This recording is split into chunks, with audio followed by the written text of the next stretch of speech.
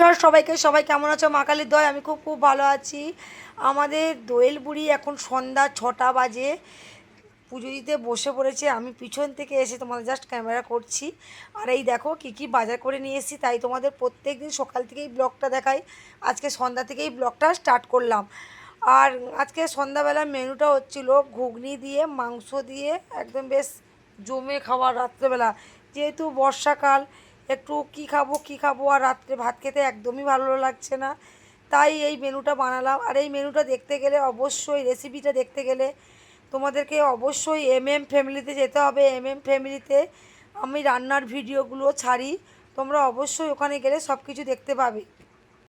ওদের সাথে গল্প করতে করতে আমার কিন্তু ঘুগনি অলরেডি রেডি। আর এই যে আমাদের রিভিউ দেওয়ার জন্য লোকের অভাব নেই। এই যে আমাদের দোয়েল বুড়ি আছে, একদম পড়তে পড়তে চলে এসছে, যেহেতু ঘুগনি বলে কথা।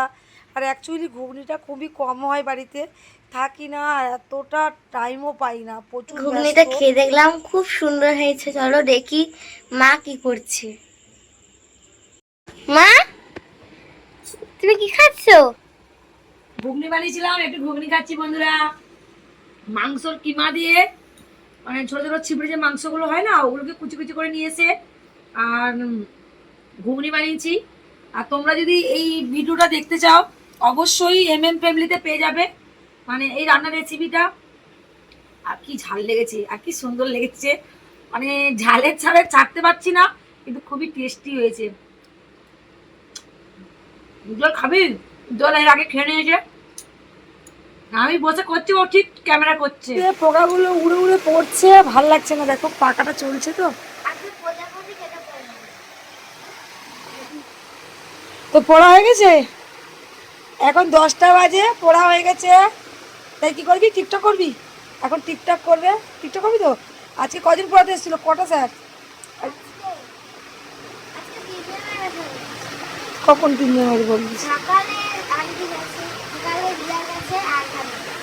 স্যারে গেছে বিকালে, কথা বলছি বিকালে দু জায়গা করেছিস তো, তার জন্য আজকে তাড়াতাড়ি একটু উঠে গেছে।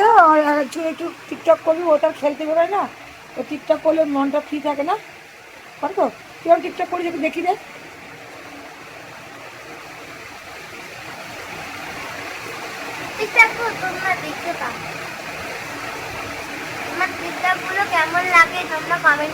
প্রথমে একটুখানি ঘুগনিটা চেক করছিলাম, খুবই টেস্টি লেগেছিলো, তাই আবার রাত্রেবেলা তো আজকে আর ভাত হলো না, পুরো ঘুগনি নিয়ে বসে পড়েছি। আর না, আমি একটু মানে বলবো কি, মানে টিভি দেখতে দেখতে খেতে খুবই মজা লাগে। আমাদের বাবলার অবস্থা দেখো, দোকান থেকে এসে একদম দোয়েল আর বাবলা রীতিমতো ঝগড়া করে। আর আমি একটু খাটে বসে খেতে খুবই ভালোবাসি, যেহেতু মানে চেয়ারে সপায় খাবার টেবিলে একদমই ভালো লাগে না।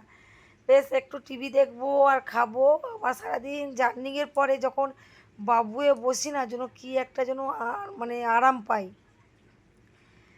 যাই পারে হোক, এখন কিন্তু রাত হয়ে ঘুমিয়ে পড়েছিলাম। এইটা যে ভিডিওটা দেখতে হচ্ছে, এটা কিন্তু ভোর 5টার ভিডিও। আমি আর আমাকে টেনে টেনে তুলে আজকে মর্নিং ওয়াক করতে নিয়ে যাচ্ছে এই যে আমাদের প্রতিদেবতা।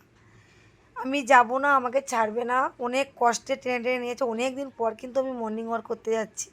তোমরা আমার যারা ডেলি ব্লগ দেখো তারা দেখেছো নিশ্চয়ই, আমি অনেক দিন যাইনি। আর কী বলতো, মানে যেন ভোরবেলা যেন যত ঘুম পায়।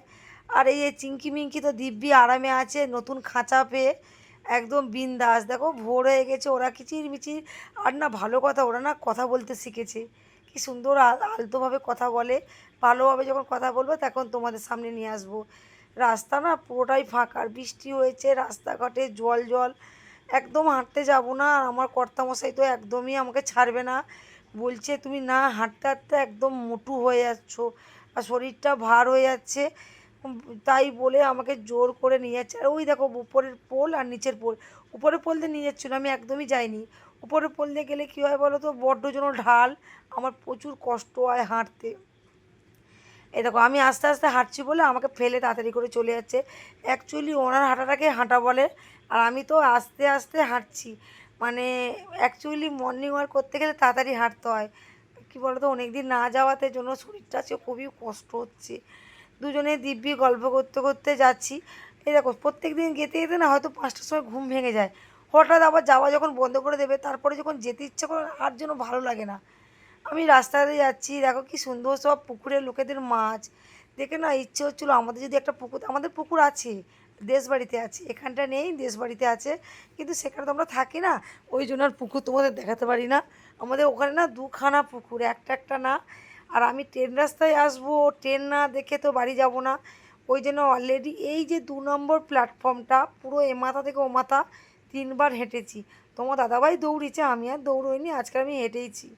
আর তোমাদের এই ভিডিওগুলো কেমন হচ্ছে অবশ্যই কমেন্ট করো, আর লাইক করো, আর সাবস্ক্রাইব করো, আর প্রচুর প্রচুর শেয়ার করো। এ দেখো 1 নম্বরের প্ল্যাটফর্মে ট্রেন আসবে, আর এই ট্রেনটা যাবে শিয়ালদায়, আর নামখানা থেকে আসছে শিয়ালদায় যাবে। আমি পুরো একদম সিদ্ধ হয়ে গেছি, হেঁটে এসে জাস্ট বসে পড়েছি।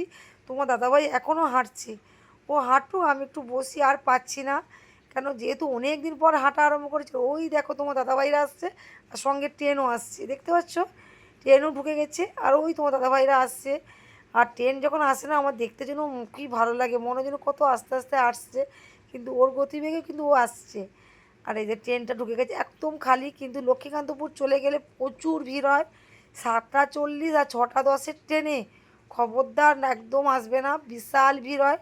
যারা নামখানা থেকে নামখানা বলি শিয়ালদা থেকে নামখানায় আসবে তখন কিন্তু ফ্রি ফাঁকা পাবে, কিন্তু নামখানা থেকে যখন শিয়ালদায় যাবে তখন এতটাই ভিড় হয় যে একবার উঠবে দ্বিতীয়বার নাম ধরবে না, মানে এতটাই ভিড় হয়। ট্রেন এবার চলে যাচ্ছে, এবার আমরাও বাড়ির পথে রওনা দিচ্ছি। ভিডিওটা কেমন লাগছে অবশ্যই কিন্তু কমেন্ট করে বলবে। আর কালকের আবার নতুন নতুন কিছু ব্লগ নিয়ে আবার তোমাদের সামনে আমি চলে আসব। ট্রেন যাচ্ছে, ট্রেনের রাস্তায় আমি যাব এবার বাজার হাট করে একদম টানা বাড়িতে, যেহেতু সকালবেলা বেরিয়েছি একদম বাজার করে বাড়ি যাব, বাড়ি থেকে এসে দোকানে আসবো।